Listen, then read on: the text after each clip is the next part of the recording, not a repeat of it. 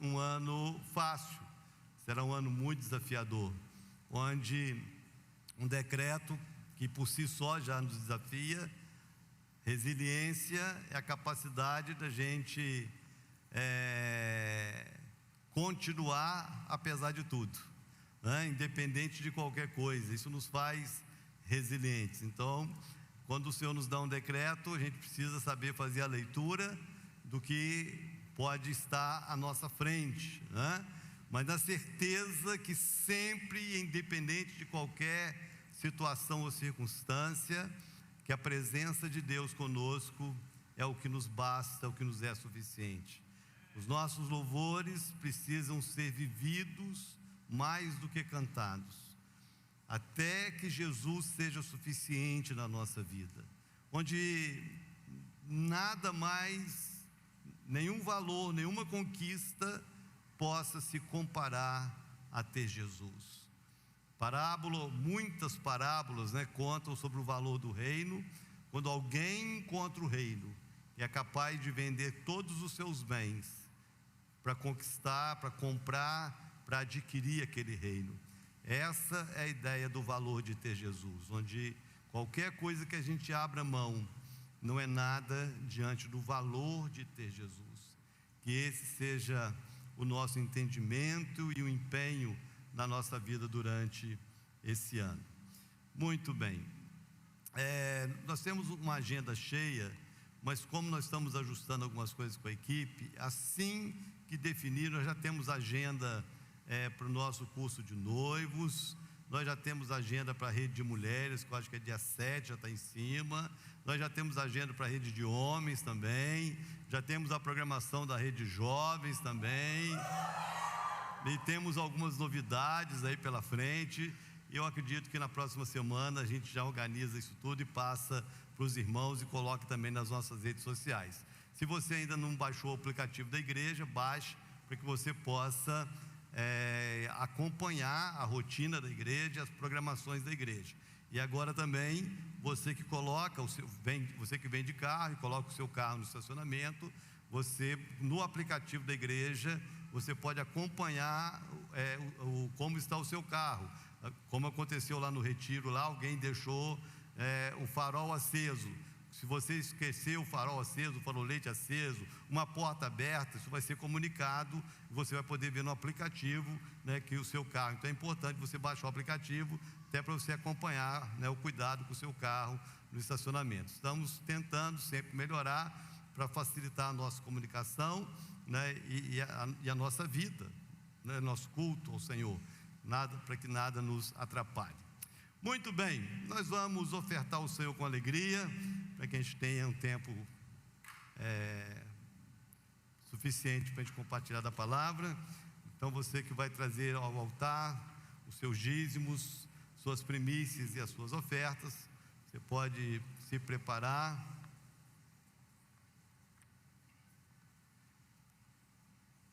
Se você não tem um envelope, você pode fazer um sinal com a sua mão, que alguém faz o envelope chegar até você.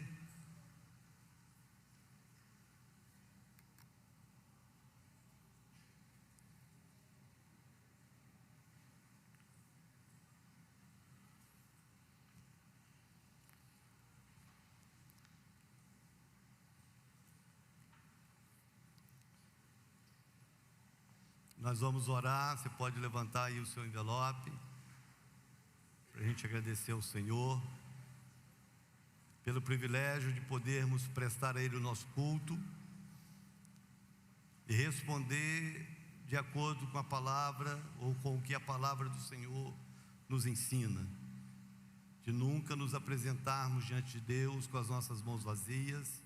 Sempre uma oferta, seja uma oferta de gratidão, seja uma oferta por um propósito, mas nunca nos apresentarmos diante do Senhor com as nossas mãos vazias, porque o Senhor tem cuidado de nós, e a provisão e a prosperidade do Senhor tem alcançado a nossa vida todos os dias. Pai amado, te agradecemos nessa hora o privilégio de trazer ao altar, meu Deus, as nossas sementes, nosso louvor, a nossa adoração, o nosso culto, meu Deus, a nossa expressão de gratidão de honra e de fidelidade ao Senhor, que tem cuidado de nós e que tem nos dado todas as coisas. Que o Senhor receba cada semente que é trazida ao altar nessa noite. E como a tua palavra diz, meu Deus, que se o Senhor se agrada da semente, se o Senhor se agrada da oferta, o Senhor também se agrada da vida do ofertante. Se o Senhor recebe a oferta, o Senhor também recebe a vida do ofertante. E que assim, meu Deus, a nossa vida seja entregue como um culto no altar do Senhor.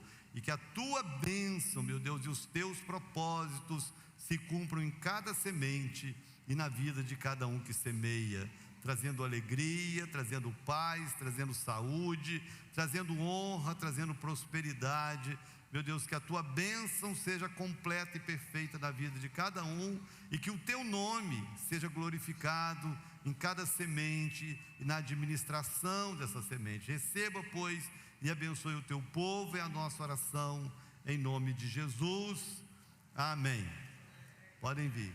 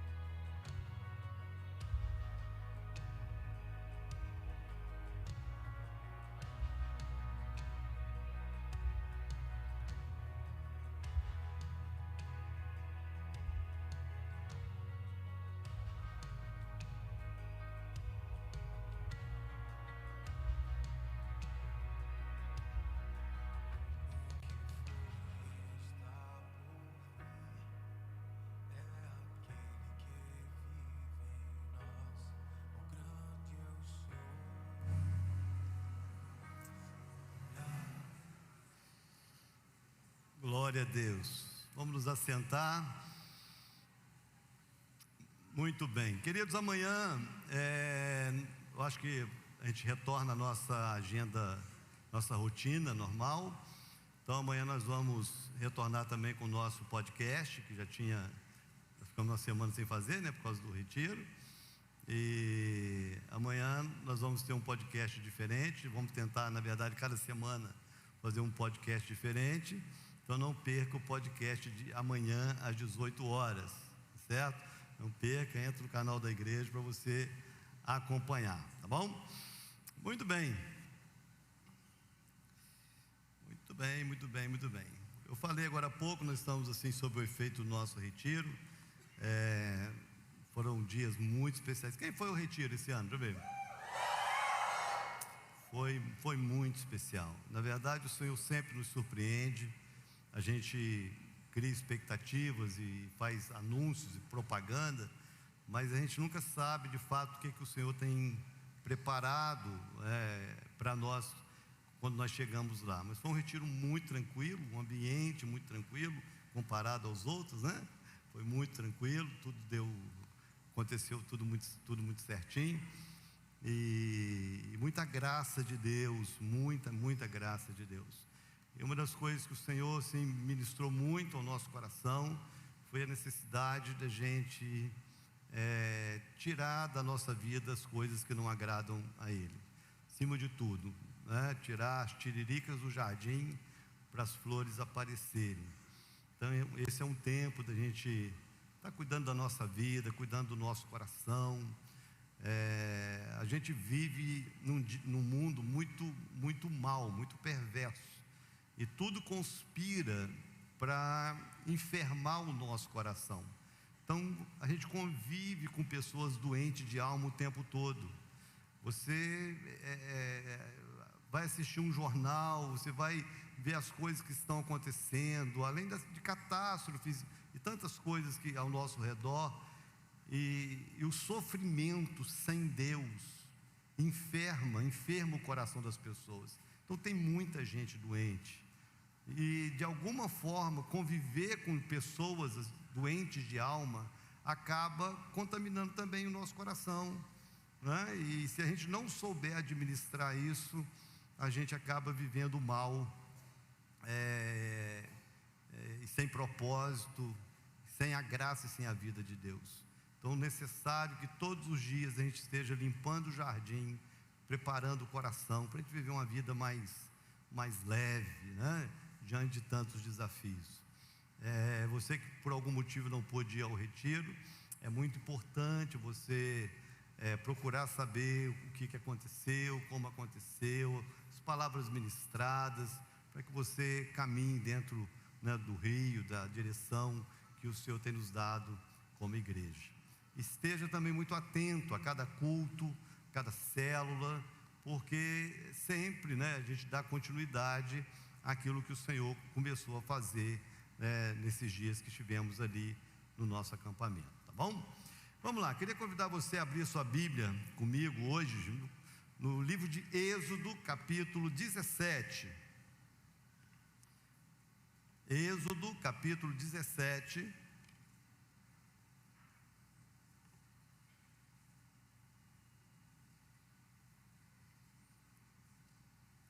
Nós vamos ler a partir do versículo 1.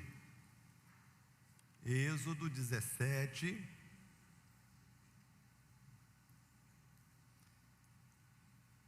A partir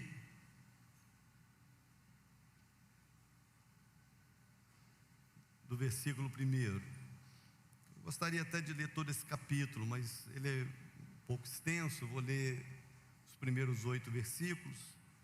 E o restante a gente cita durante a nossa meditação, tá bom? Então é importante você acompanhar e deixar a Bíblia aberta para você se situar na mensagem. E toda a congregação dos filhos de Israel partiu do deserto de Sim, segundo as suas jornadas, conforme a ordem do Senhor, e acampou em Refidim, e não havia água para o povo beber. Por isso, o povo contendeu com Moisés e disse: dai-nos água para bebermos. E Moisés lhes disse: por que contendeis comigo? Por que tentais o Senhor? E o povo estava sedento por água, e o povo murmurou contra Moisés e disse: por que nos trouxeste do Egito para nos matares de sede, a nós e aos nossos filhos e ao nosso gado? E Moisés clamou ao Senhor, dizendo: o que farei com este povo? Estão quase prontos para me apedrejar. E disse o Senhor a Moisés: vai adiante do povo, e toma contigo os anciãos de Israel, e o teu cajado, com o qual feriste o rio, toma na tua mão e vai. Eis que estarei em pé diante de ti, sobre a rocha em Horebe, e tu ferirás a rocha, e dela sairá água para que o povo possa beber. E Moisés fez assim à vista dos anciãos de Israel, e chamou o nome do lugar Massá e Meribá, porque contenderam os filhos de Israel, e porque tentaram ao Senhor, dizendo: está o Senhor entre nós ou não? Verso 8: e veio Amaleque e lutou com Israel em Refidim. Até aí. Pai amado, eu quero te agradecer por essa noite, por esse dia, por esse tempo, pela oportunidade que o Senhor está nos permitindo viver como igreja, pelos desafios, pela graça, pelas revelações. Obrigado, meu Deus, por cada detalhe do cuidado do Senhor com a nossa vida, e por cada palavra que o Senhor libera para nos nortear, para nos dirigir, para nos consolar, mas também para nos exortar, para que possamos viver no teu caminho, no nível de vida que o Senhor tem para nós, e para que possamos viver os propósitos do Senhor nesse tempo. Por isso que diante da tua palavra nós abrimos o nosso coração, sem preconceito, sem barreira, simplesmente nos abrimos porque precisamos e desejamos te ouvir. Por isso oramos nessa hora e te pedimos: fala conosco, em nome de Jesus, amém. Alguém pode falar amém, irmãos? Muito bem, presta atenção, queridos. O ano da resiliência será, como nós temos repetido muitas vezes, um ano extraordinário, mas um ano muito desafiador, porque não só nós seremos testados, provados na resiliência, mas como nós seremos forjados na resiliência. E para a gente ser forjado em algo, um processo nós precisamos passar por um processo. É importante a gente entender isso.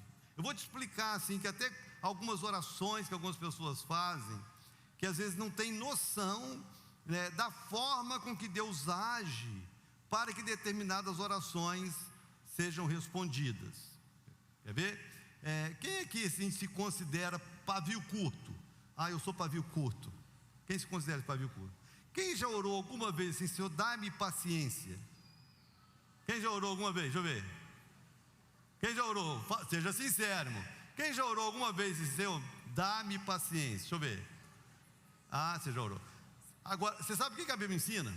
A Bíblia ensina que o que produz a paciência é a tribulação. Então, quando você pede para Deus: Senhor, dá-me paciência, a forma de Deus atender a sua oração é Ele criar um ambiente de tribulação para você, porque na tribulação que você passa, a paciência é gerada na sua vida. Entendeu ou não? É assim que funciona. Então, e tem gente que dá hora assim: Senhor, quanto mais eu oro para o Senhor me dar paciência, mais tribulação aparece. Pronto, é Deus ouvindo a sua oração. Isso é um sinal de que Deus está ouvindo a sua oração. quando a tribulação passar, você vai ser uma pessoa muito mais madura, muito mais paciente do que você era antes da tribulação, porque a tribulação produz a paciência. E não existe, na minha ótica, na minha concepção, na minha visão bíblica e de vida, nada que possa forjar um resiliente tão bem como o deserto. O deserto é a maior escola de resiliente que existe.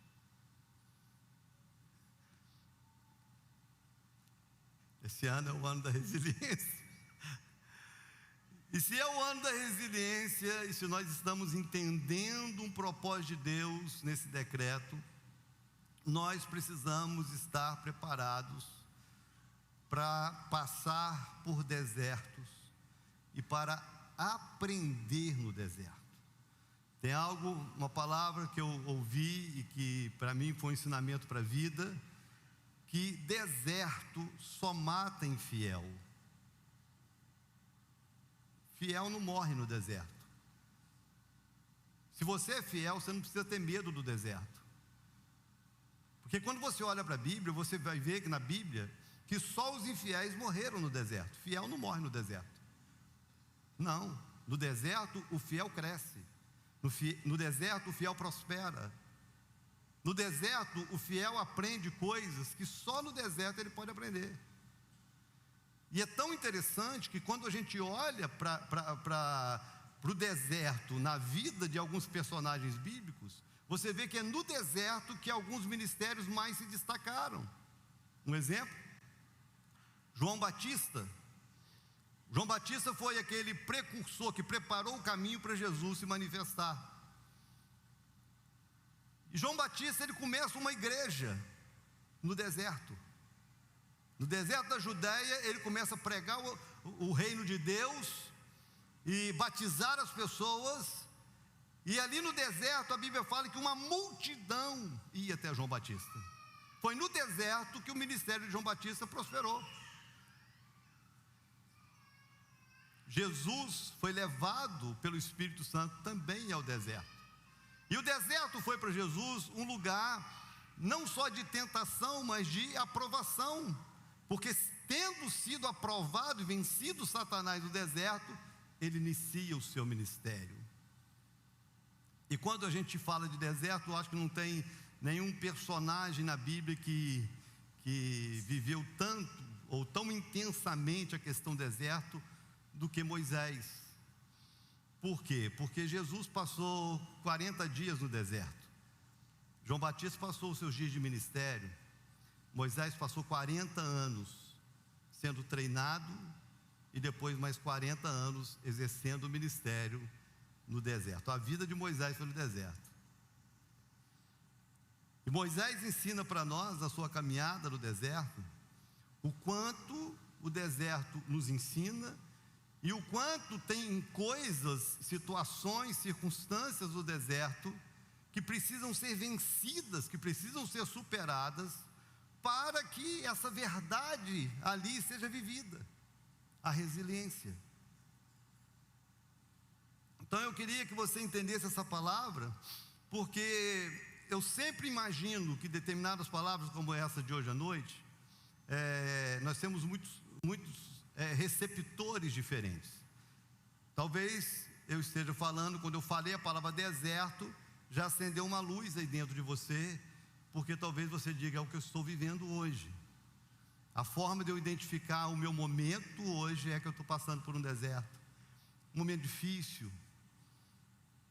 Parece que as coisas estão secas. Parece que aquilo que eu planto não dá. Parece que as coisas não estão dando certo. A ideia, o sentimento de deserto é esse. Então, se você está vivendo isso, preste atenção nessa palavra. Talvez tenha respostas aqui que vai ajudar você a passar por esse momento.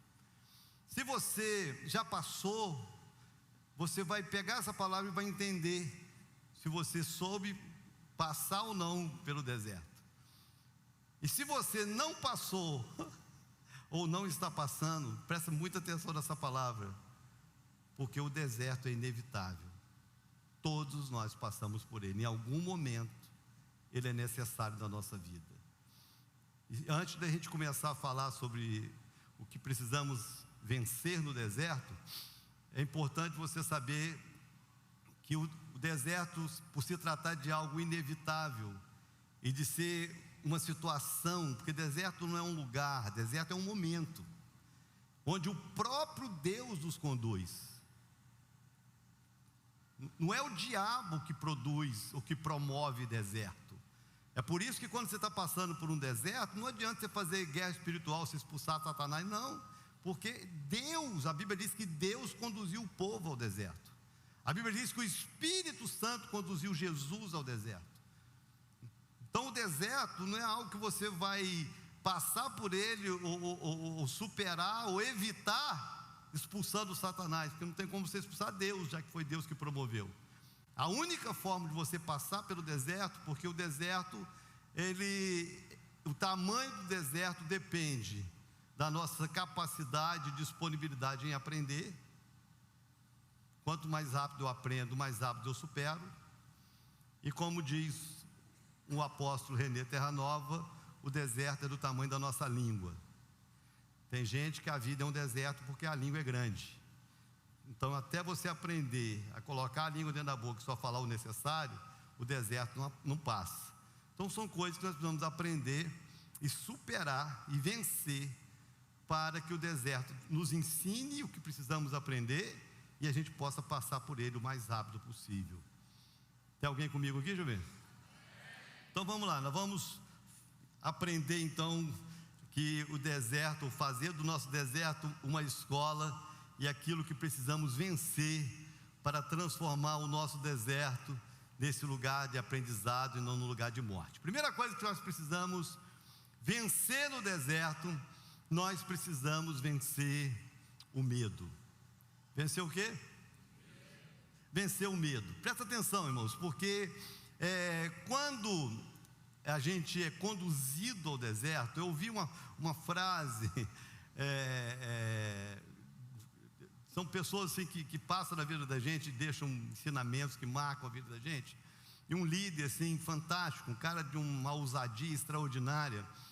E uma certa vez ele falou assim: eu não tinha medo de nada, até o dia que eu cheguei de viagem e descobri que a minha filha estava internada com diabetes altíssima e em coma.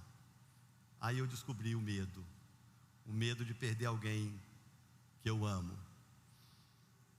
E de alguma forma o deserto, ele aflora os nossos medos. Que coisa, hein? É no deserto que você começa a perceber que determinados riscos que você, talvez em outro tempo, você enfrentava de maneira até inconsequente, esses riscos começam a mexer com você. Começam a gerar em você preocupação e muitas vezes paralisa pessoas. Você vê hoje pessoas paralisadas por medo de algo, de perder algo, ou alguém, ou de não saber como superar um momento, seja ele qual for. Agora, o que é interessante é que quando nesse momento específico aqui de deserto, Deus leva o povo para um lugar, porque como é que funcionava a vida de Israel? Israel tinha saído do Egito, estavam caminhando no deserto, e a Bíblia diz que tinha uma nuvem que dirigia o povo. Uma nuvem, porque o deserto, o sol é terrível. Eu já peguei 50 graus no deserto em Israel. Chegar no termômetro assim na beira do Mar Morto, está lá 50 graus. Agora você imagina uma temperatura de 50 graus há 4.000 anos atrás, criança, velho, grávidas, não tinha ar-condicionado. Você imagina como que Deus ia fazer para esse povo atravessar o deserto 40 anos e esse povo não morrer de calor? Então a Bíblia diz que Deus providenciou uma nuvem, e essa nuvem cobria o povo para que o povo não fosse castigado com o sol. E essa nuvem, ela dirigia o povo. Então, quando a nuvem levantava, o povo arrumava as bagagens, que era hora de caminhar. E eles caminhavam debaixo da nuvem. Quando a nuvem parava, eles arrumavam as barracas e se acampavam ali. Teve lugares que Israel ficou acampado durante meses, alguns lugares semanas, outros lugares até anos acampados. Foram 40 anos de deserto. E aquela nuvem é que dirigia o povo. Então Deus dirigia o povo através daquela nuvem. E Deus então dirige o povo até esse lugar que eu li no texto, chamado Refidim. Qual é o nome do lugar? Quem dirigiu o povo para Refidim? Quem? Deus dirigiu o povo para Refidim. Só que chega em Refidim, não tinha água. Não foi a primeira vez que Deus fez isso. Quando eles atravessam o Mar Vermelho, o primeiro lugar que Israel acampou foi um lugar chamado Mara. Nós já passamos por Mara algumas vezes com a caravana de Israel, quando a gente vai ao Egito, e a gente já foi a Mara, nos poços de Mara. Deus levou o povo para esse lugar chamado Mara, onde existiam alguns poços. Só que os poços, as águas eram águas amargas, águas venenosas, águas ruins. Será que Deus não sabia? Lógico que Deus sabia. Mas Deus leva o povo para Mara, porque Deus tinha coisas a ensinar para aquele povo em Mara. Tira o povo de Mara, leva o povo para Elim, um lugar que tinha palmeiras, tinha água à vontade. Aí tira o povo de Elim, passa pelo deserto de Sim e vai chegar em Refidim, o lugar que também não tinha água. Deus sabia que não tinha água? Deus sabia. Deus sabia que não tinha água. E Deus propositalmente, presta atenção nisso, irmãos. Deus propositalmente leva o povo dele para um lugar que não tem água. Poxa, Deus me levando para um lugar que não tem água? Para quê? Para aflorar os medos, para saber o que tinha dentro do coração do povo. Porque quando tudo está sob o controle da gente, quando você tem a sua vida sob controle, o dinheiro, família, saúde, você está controlando tudo, você se sente o cara. Não é assim?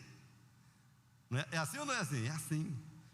Para mim, uma das piores sensações que eu já tive foi o tal de montanha-russa. Montanha-russa, irmão, não pode ter sido Deus que criou aquele trem. E tem uma montanha-russa que eu fui para Código Filho. Código Filho é bênção, né? Nós fomos conhecer o parque da Ferrari em Abu Dhabi. A caravana de Israel, né? O povo que vai para Israel tem essas coisas também. Nós fomos conhecer o parque da Ferrari em Abu Dhabi. O parque é lindo, todo modelo de Ferrari que a Ferrari já fez de corrida, é lindo o parque. E lá tem um trem daquele, uma montanha-russa. Só que a montanha-russa de lá, ela dá de 0 a 100 em 3 segundos, e ela chega a 200, com 5 segundos ela chega a 200. Parece que dá um tiro. Você senta no carrinho, faz assim, ó. Quando você vê, já foi.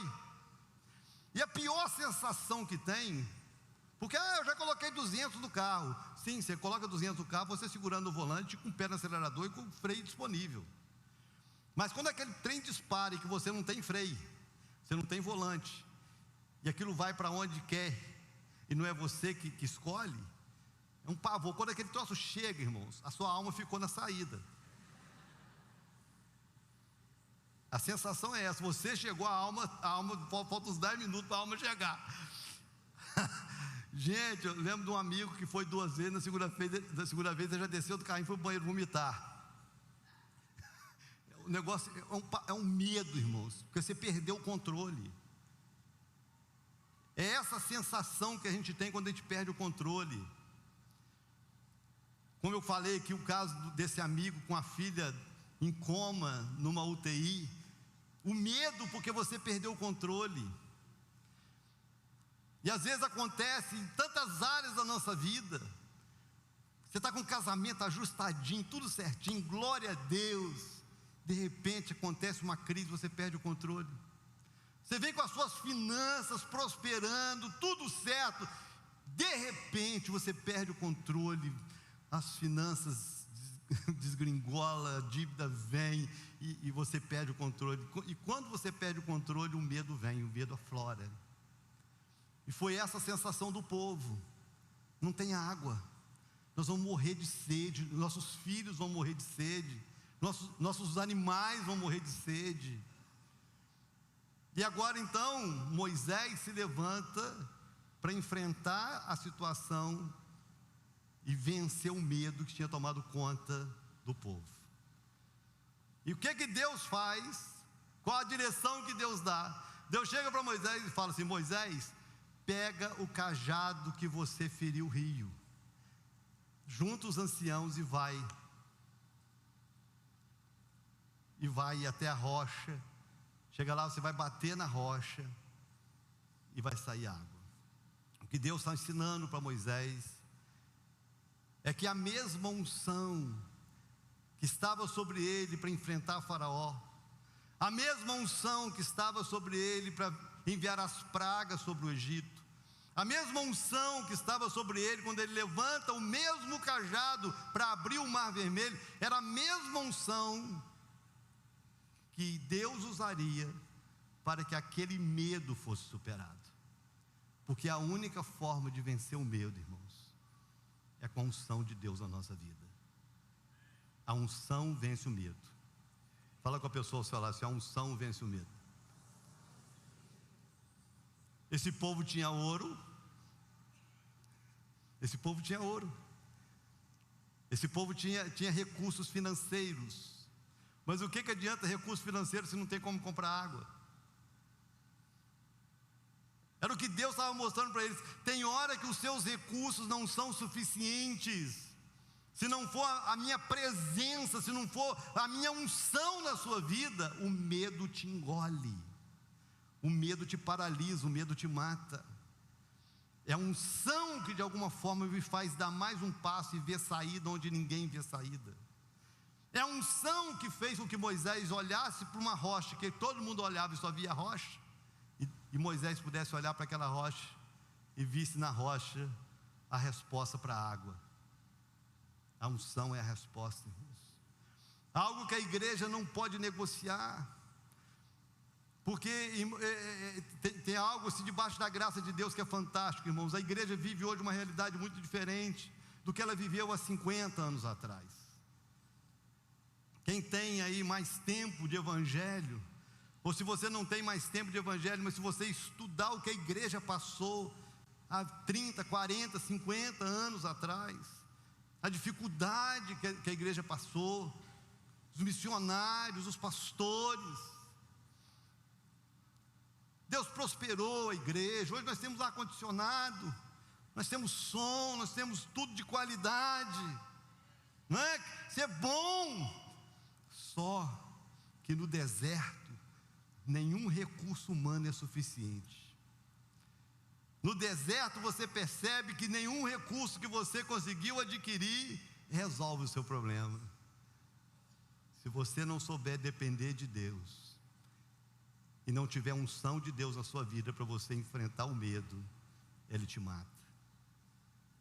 Esse é o primeiro desafio no deserto.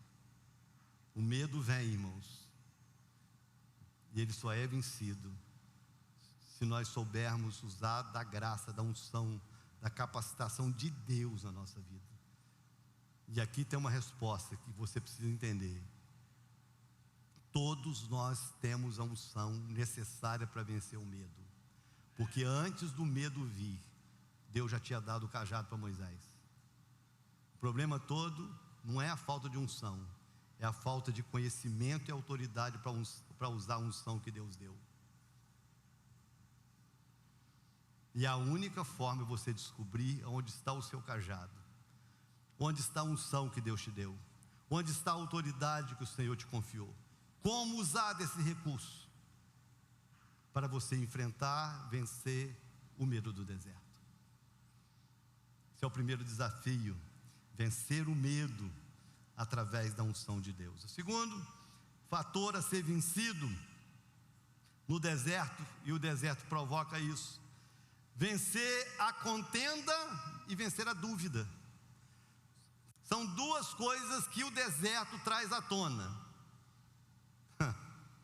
É assim que funciona a vida, irmãos. A vida funciona assim. Família. Família é um presente de Deus, sim ou não? Família é uma bênção. Até alguém morrer e ter que dividir a herança. Você vai conhecer a sua família quando tiver que dividir a herança. Doideira, irmão. Você vê pessoas assim, amáveis, prestativas, bondosas, se tornarem mesquinhas do dia para a noite. Casal apaixonado. Oh, apaixonado, lindo. Você vai conhecer a maturidade desse casal no momento de crise. Irmão, já vi história de casal que no divórcio brigar pelo cachorro. Quem é que vai ficar com o cachorro? As pessoas se tornam mesquinhas, porque o deserto traz à tona os reais valores das pessoas, e aquilo que nunca foi motivo de problema vira problema. Aquilo que nunca foi motivo de contenda vira contenda, e o povo se levanta e começa a contender, porque o deserto traz à tona valores que até então estavam escondidos do coração das pessoas. E não só a contenda vem, mas começa a vir a dúvida no coração das pessoas. E a pior das dúvidas: está mesmo o Senhor conosco ou não? Essa é a pior das dúvidas. Porque quando tem água, ninguém duvida que Deus está ali. Quando tem maná, ninguém duvida que Deus está ali. Quando o exército de Faraó está lá morrendo afogado, ninguém duvida que Deus está ali. Faltou água, a pergunta é: está mesmo Deus conosco? E começam a gerar dúvidas. Olha que coisa, irmãos. Pessoas que às vezes vivem isso dentro de casa. Quantos relacionamentos que às vezes vivem determinados níveis de contento por causa de uma crise financeira que se instalou, um momento difícil que chegou, que bateu a porta, uma enfermidade inesperada, e as respostas, as atitudes das pessoas começam a mudar, e a gente começa a se assustar. Não é possível que fulano conseguiu esconder isso aí. Mas o deserto parece que impede as pessoas de esconder a verdade. O deserto aflora a verdade dos corações. Aí aquela pessoa que se dizia tão crente, tão temente, tão convicta, faltou água, está mesmo Deus conosco? Porque um momento de escassez faz as pessoas trazer à tona verdades do coração. Pessoas que nunca fizeram questão de nada, no momento da contenda, começam a fazer questão de tudo. O deserto aflora o coração das pessoas. E se a gente não vencer isso, irmãos, se a gente não vencer isso, a gente fica no deserto. E foi o que aconteceu com este povo. Por não saber vencer a dúvida, eles ficam no deserto. Por não saber conviver com a falta de controle pessoal, eles ficam no deserto. Um deserto que podia ter durado dias, virou 40 anos, até eles aprenderem o que precisava ser aprendido. Enquanto você não aprender a depender de Deus, quando as coisas estão fora do seu controle, as coisas não voltam para o seu controle. A vida é assim. Vou te falar um negócio aqui, para você entender. Quem é que já entregou a vida a Jesus? Deixa eu ver. Quem já entregou a vida a Jesus de todo o coração? Deixa eu ver, levanta a mão. Eu vou perguntar de novo se você entregou a sua vida a Jesus de todo o coração. Você vai levantar as duas mãos e vai dar glória a Deus, tá bom? Quem aqui já entregou a vida a Jesus de todo o coração? Glória a Deus. Isso é uma bênção. Seus pecados foram perdoados, seu nome está escrito no livro da vida. Se Jesus voltar agora, você vai para o céu, a eternidade está garantida. Só que quando você entregou a sua vida a Jesus, você não o recebeu apenas como Salvador da sua vida, você o recebeu como Senhor da sua vida. E ter Jesus como Senhor é um desafio. Por quê? Porque se Ele é o Senhor, o controle já não está nas minhas mãos, está nas mãos dEle. E eu posso sim ser surpreendido por Jesus com situações que eu não gostaria.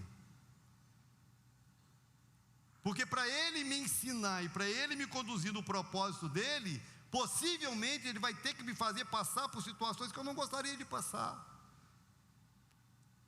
Porque tem ensinamentos que só o deserto me ensina, só o deserto me forja. Então é no deserto que aquela pessoa pacífica se torna contenciosa, até ela entender, até ela aprender a depender de Deus. É no deserto que aquela pessoa mais convicta começa a revelar dúvidas. E até que a convicção seja forjada no deserto, ela precisa permanecer no deserto com a escola da vida. Porque Deus cuida. Fala com a pessoa que está do seu lado, Deus cuida. Deus cuida no deserto, Deus cuida no oásis, Deus cuida no monte, Deus cuida em todo lugar. Quem cuida é Deus. E se Deus levou o povo para um lugar que não tinha água, Deus era responsável em providenciar água de onde ninguém esperava. Porque quem cuida é? Quem cuida? É Deus. Então vença a dúvida. Como que vai ser resolvido? Não sei. Como que nós vamos superar isso? Não sei. Como é que nós vamos chegar do outro lado? Não sei. Mas uma coisa eu sei: a nuvem levantou e nós estamos debaixo dela. E o Senhor que dirige a nuvem é o Senhor que cuida daqueles que vivem debaixo da nuvem.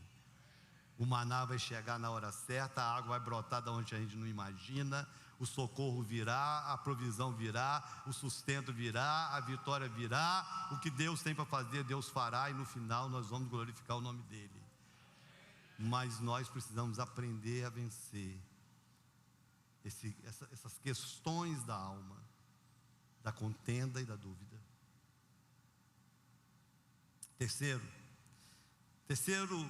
situação ou inimigo que precisa ser vencido são os roubadores de sonhos. O texto diz, irmãos, que quando eles começam a contender com Moisés, presta atenção nisso aqui, você vai entender um negócio da sua vida hoje, irmãos. Se essa revelação te alcançar, você nunca mais vai ser passado para trás à toa pelo inimigo. O texto diz que quando eles contenderam com o líder, quando eles murmuraram contra Deus, os amalequitas apareceram e guerrearam contra eles. O que dá a entender no texto é que a murmuração, presta atenção, a murmuração contra o líder,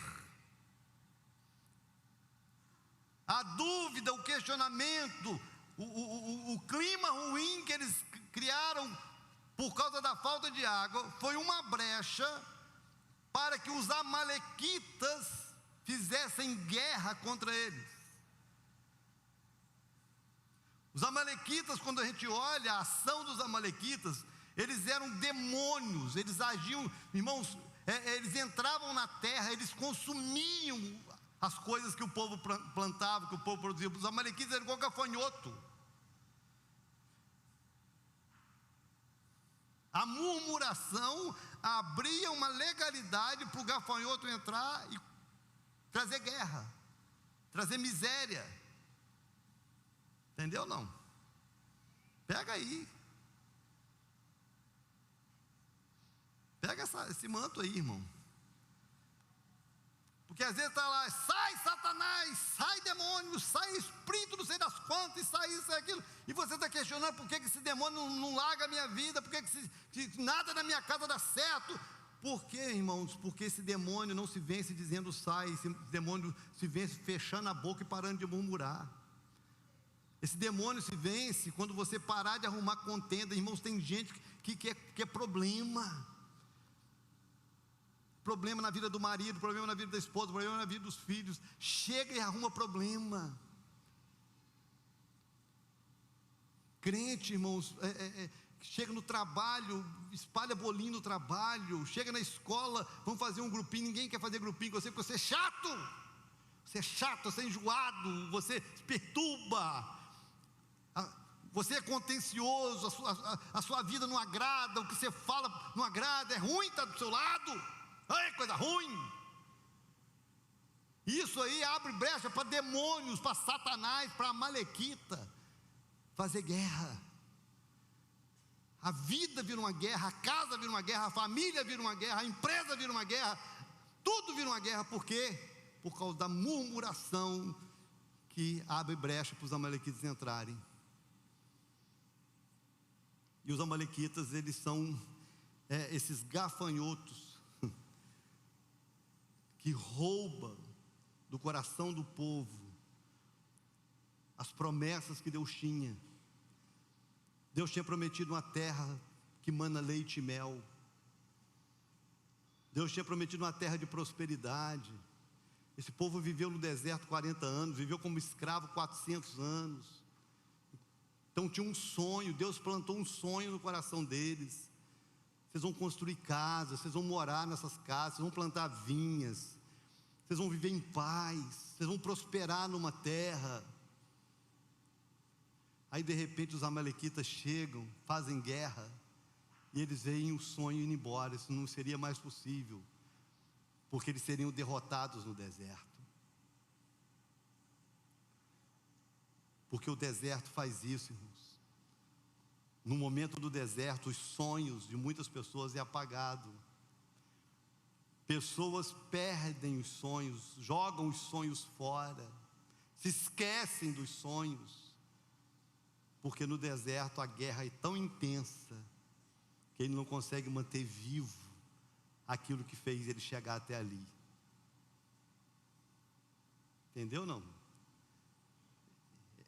É assim. Agora presta atenção aqui. Deus deixou de ser Deus por causa do deserto? Deus deixou de ser Senhor porque faltou água? Deus perdeu o controle porque nós perdemos o controle? Não! Deus deixou de ser o Senhor que prometeu e que vai cumprir porque o inimigo se levantou, porque os amalequitas apareceram? Não, Deus continua sendo Deus, assentado no alto e sublime trono, governando sobre todas as coisas, e a palavra do Senhor nunca vai cair por terra, porque a Bíblia diz que nenhum dos seus planos pode ser frustrado. O Deus que planta sonhos nos faz viver os sonhos, mas nós somos responsáveis em vencer os amalequitas.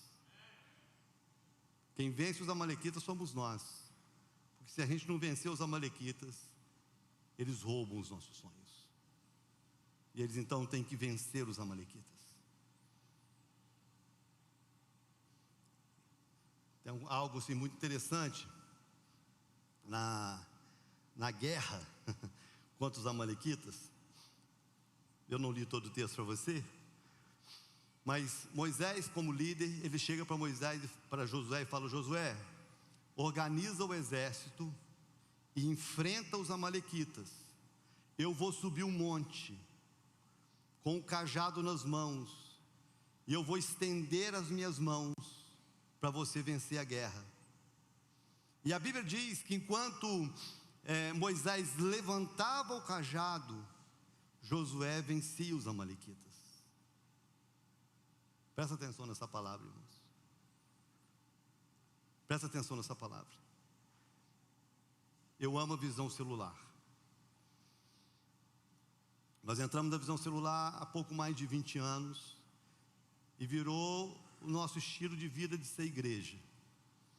E é lógico, eu respeito, eu não quero estar em célula, eu não me adaptei, e a gente respeita isso. Mas você precisa entender que roubadores de sonho se vence quando você tem um líder com a mão estendida sobre a sua vida. Se você não tiver um líder com a mão estendida sobre a sua vida, você pode estar enterrando o seu sonho no deserto. Porque sozinho Josué não vence, nem Josué vence.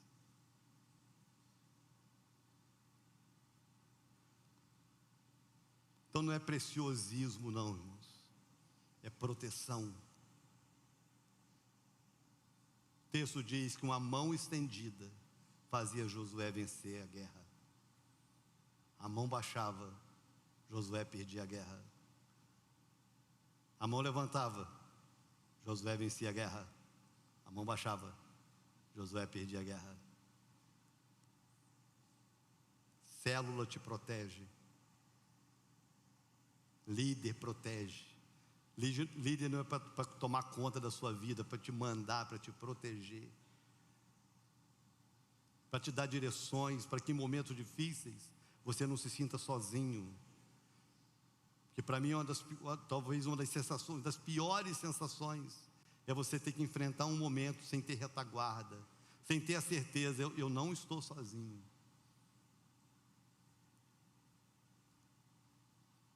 Essa sensação aí, né? Você que tem pai ainda, você que tem mãe, e às vezes você entra enrascado, você sabe para onde ir. Você tem pai ou mãe. Só que quando se trata de questões espirituais, irmãos, às vezes pai e mãe não é suficiente. Você precisa de um líder, de uma líder, de alguém que ore por você, de alguém que quando você vai enfrentar alguma coisa, ou está enfrentando alguma coisa no casamento, na sua vida financeira, em qualquer área, você possa chegar para alguém que você confia, que está acima de você, que é autoridade sobre você, e você pede assim: ora por mim, estenda suas mãos aqui, impõe a sua mão sobre a minha vida. E você ter a certeza, eu estou enfrentando os amalequitas, mas tem uma mão estendida me guardando. Os amalequitas, os roubadores de sonhos, são vencidos com autoridade, com cobertura espiritual. Isso é necessário para você vencer na vida, para você romper limites que estão te aprisionando. Talvez tenha coisas na sua vida, deserto que você esteja enfrentando, e que você está questionando: por quê? E talvez você diga assim: mas eu sou tão bom, eu sou tão capaz. E talvez você seja uma pessoa capaz, corajosa, destemida. Tudo bem, Josué também era. Mas tem inimigos, irmãos, que a nossa capacidade humana não é suficiente, que o nosso conhecimento, que os nossos recursos humanos não são suficientes. Quando a gente vai para o nível espiritual, nós precisamos ter alguém espiritual por trás, dizendo assim: pode ir que você não está sozinho, tem uma mão estendida sobre você. Os roubadores de sonhos são vencidos assim. Não se vence roubadores de sonhos sozinho. Se eu fosse você, quando terminar o culto, procurava uma célula rápido. Quantos líderes de célula tem aqui? Deixa eu ver, os líderes de célula. Se você não tem uma célula, procure um líder. Procure uma líder. Não tem a ver com números, irmãos. Tem a ver com proteção. Deus não ia criar coisas, estratégias, por vaidade. Tudo tem propósito. Tudo tem propósito. E quarto, que nós precisamos vencer no deserto, é o isolamento. Diga isolamento.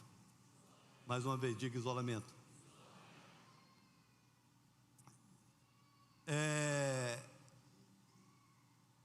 interessante porque era uma nação com aproximadamente 2 milhões de pessoas. O exército tinha mais de 600 mil homens.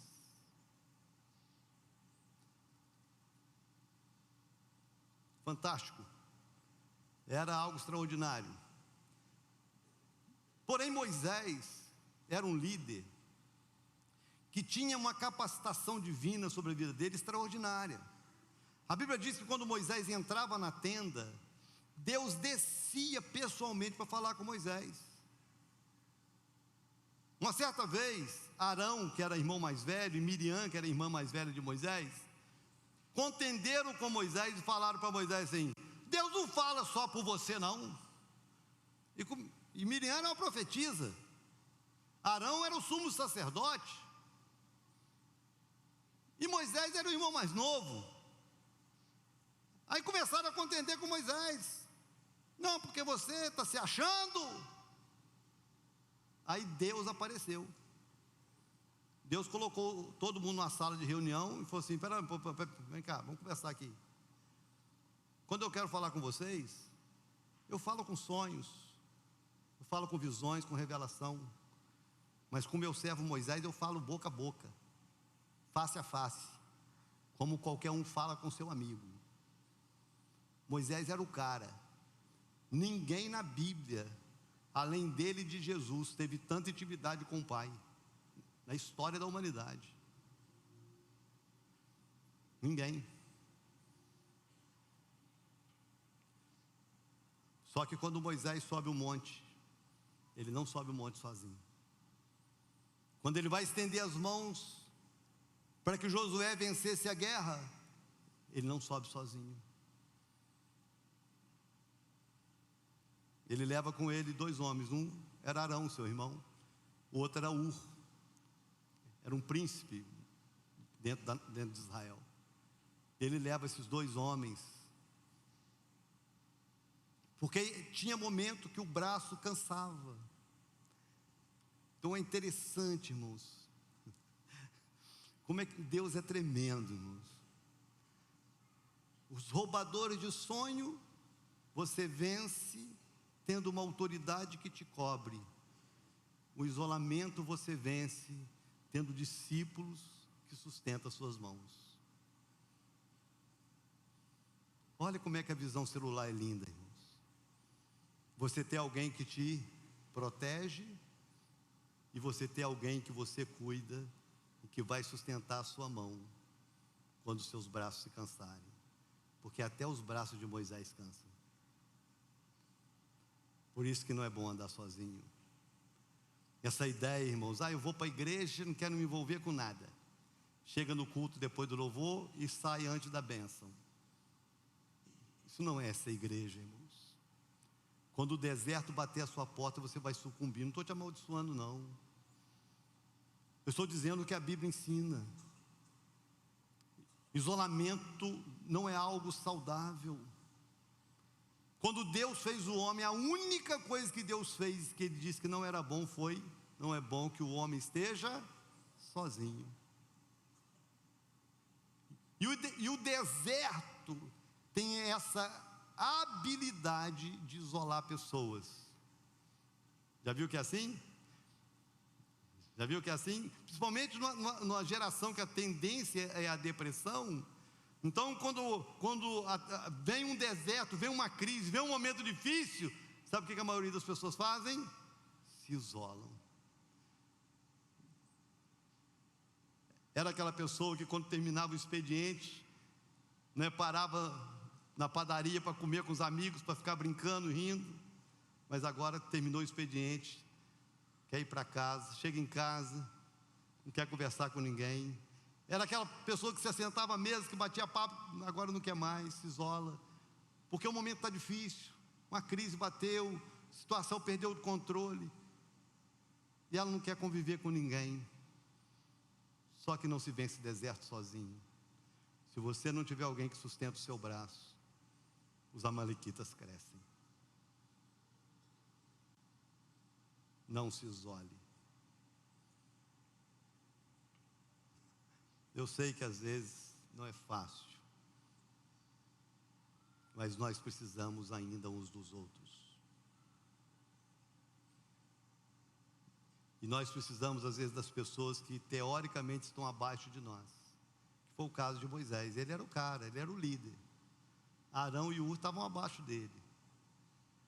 mas foi Arão e Hur que sustentou para que a guerra fosse vencida. O deserto não vai te matar, mas o deserto vai forjar resilientes. Nós sairemos melhores lá na frente. Nós sairemos mais fortalecidos lá na frente. Nós sairemos mais dependentes de Deus lá na frente. Nós sairemos resilientes lá na frente.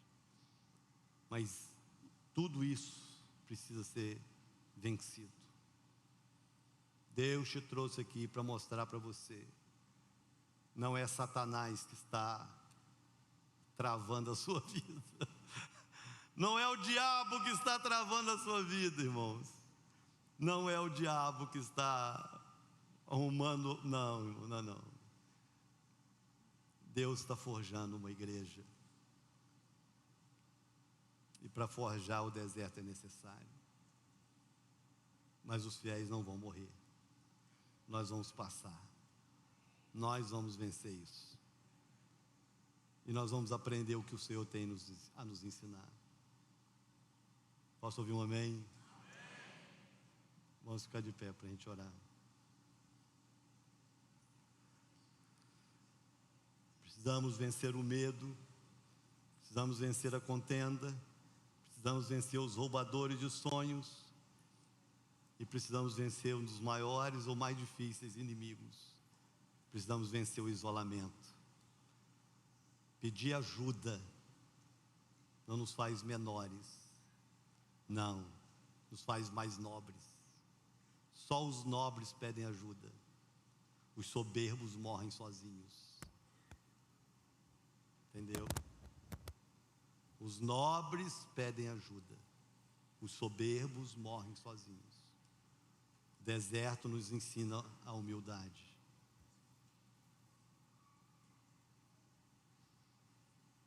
Se você entendeu essa palavra,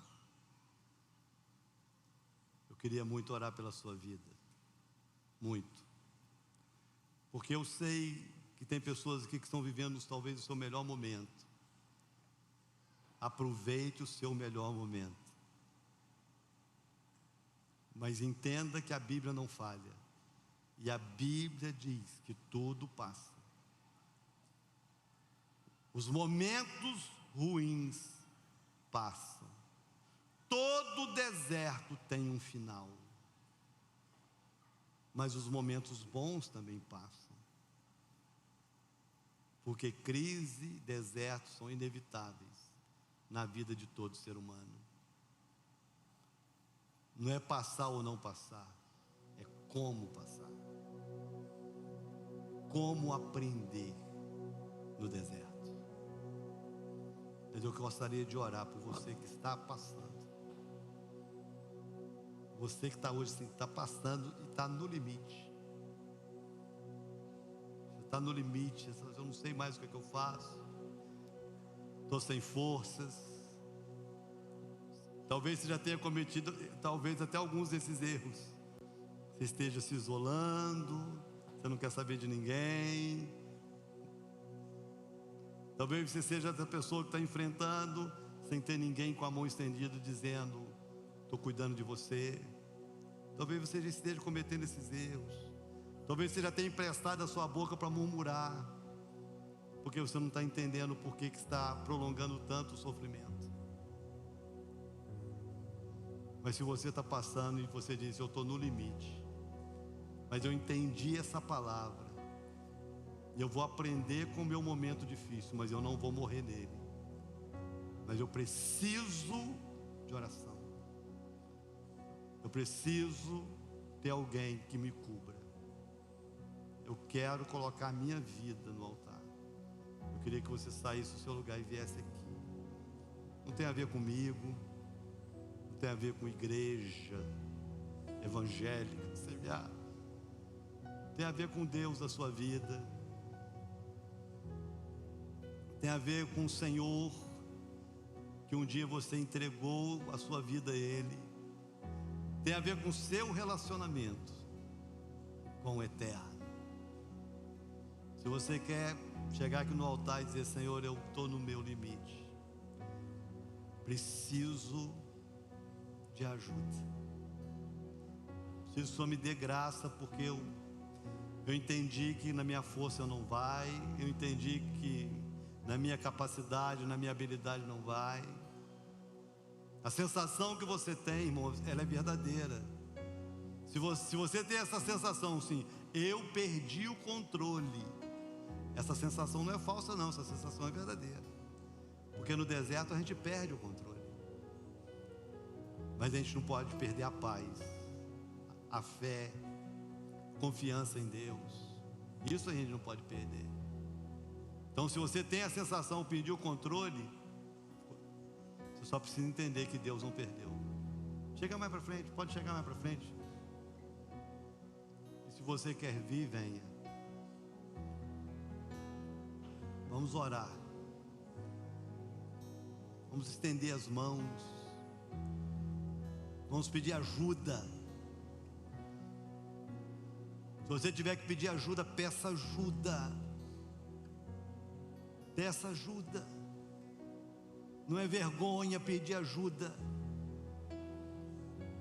Vergonha é sucumbir por vaidade, sucumbir por soberba, por orgulho bobo. Peça ajuda. Reconheça suas limitações.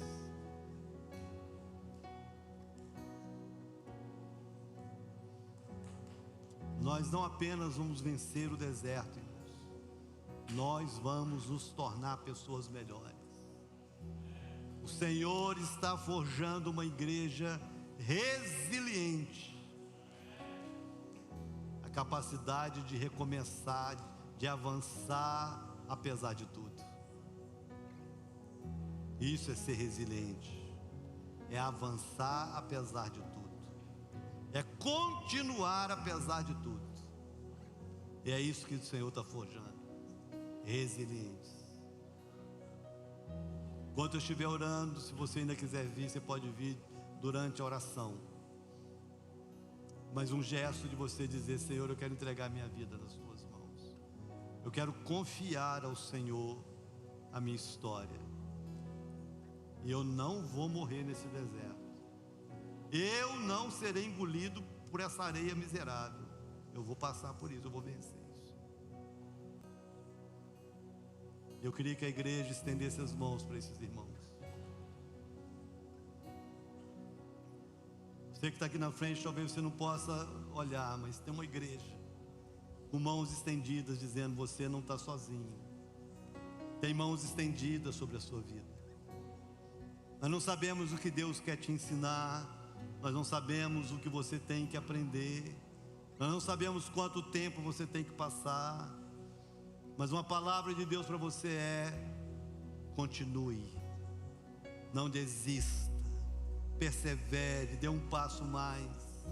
E quando você não tiver mais forças, peça ajuda, peça socorro, mas você vai vencer. Pai amado, eu quero te agradecer porque a tua palavra é a resposta, e nós cremos na tua palavra, no sacrifício que Jesus fez por nós.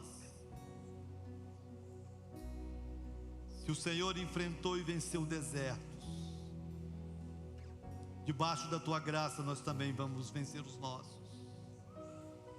E nós essa noite como igreja oramos pelos nossos irmãos, por aqueles que hoje estão no limite, sem forças, procurando respostas e não encontram, batendo na porta do céu e parece que o céu está de bronze. Mas hoje, meu Deus, o Senhor nos trouxe aqui para dizer: saiu do seu controle, mas não saiu do meu.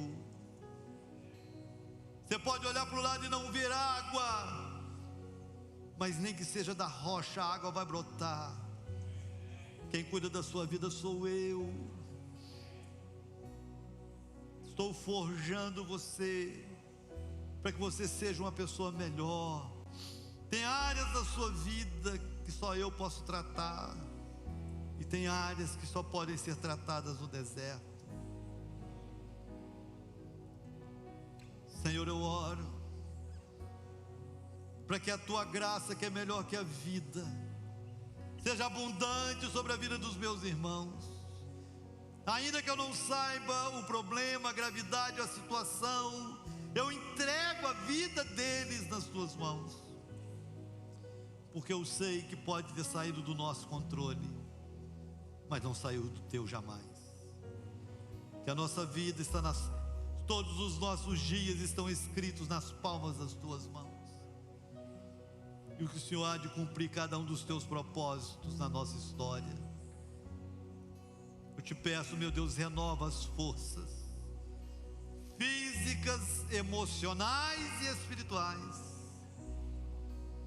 Coloque pessoas estratégicas que sustente o braço, que sustente, meu Deus, no momento da fraqueza. Guarda,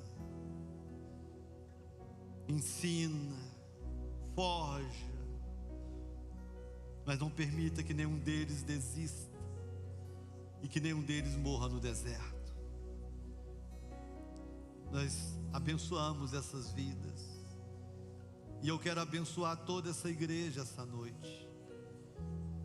Os que estão passando pelo deserto, que eles se sintam igreja e jamais se sintam sozinhos.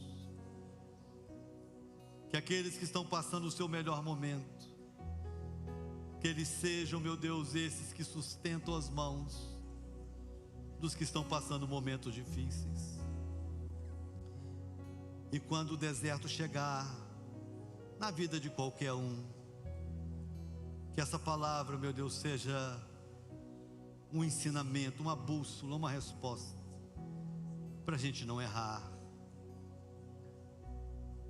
Eu quero abençoar essa igreja, meu Deus, porque eu sei que esse ano será extraordinário, mas que não será fácil, mas que o Senhor venha forjar aqui um exército de homens e mulheres, jovens, adolescentes e adultos, resilientes e preparados para a vida, para os desafios que estão à nossa frente, porque em nome de Jesus nós vamos vencer todos, para que o teu nome seja temido e glorificado nessa geração.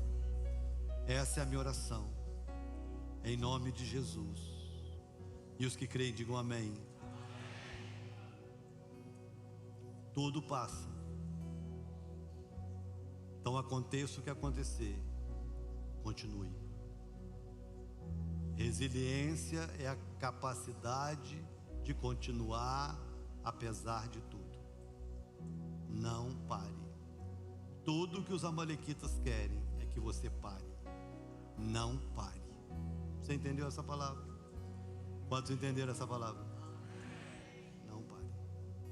Segure na mão da pessoa ao seu lado. Eu sei que veio nos visitar, muitos rostinhos diferentes. Prazer receber você. Essa igreja se reúne em células durante a semana. Nós também temos um culto quarta-feira às 20 horas. Temos culto domingo pela manhã às 10 e à noite às 19. Sempre um prazer, uma honra receber você entre nós. Levante a mão do seu irmão. Obrigado, Jesus, por essa noite, e que a graça do Senhor, que o amor do Pai, que as consolações do Espírito Santo seja sobre nós, sobre a igreja e sobre todo o povo de Deus que o ama e aguarda a volta de Jesus, e que todos nós digamos amém. Uma excelente semana a todos. Não saia sem dar um abraço na pessoa ao seu lado e liberar uma palavra de bênção sobre ela. Amanhã tem oração às 6 da manhã. Na verdade, tem oração às 6 da manhã todos os dias. Vem orar comigo amanhã. Eu vou estar aqui amanhã às 6. Vem cá orar comigo.